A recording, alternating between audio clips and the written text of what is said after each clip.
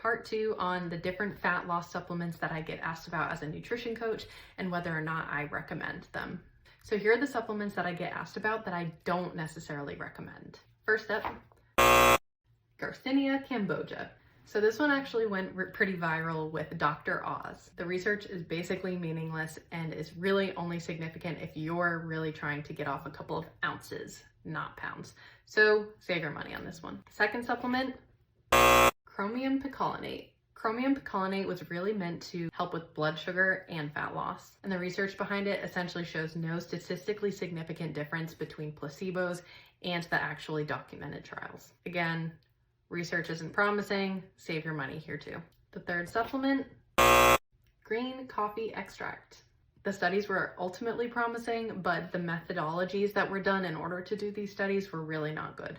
Ultimately, don't waste your money here unless you want to just have a cup of coffee or green tea to get the caffeine benefits.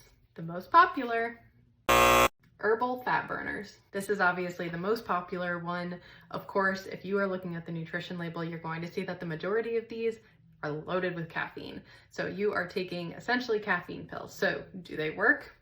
Yeah, from the caffeine perspective, but of course you're overstimulating your central nervous system the majority of the time. So if you have the flexibility of having more caffeine in your diet, great, you can go for it. But ultimately, if you're going for these herb specific ones, you're wasting your time, you're wasting your money. You can just have a cup of coffee as well. The last ones that I want to talk about that I get asked about that aren't necessarily directed towards fat loss, but are asked about a lot in order to help lose weight.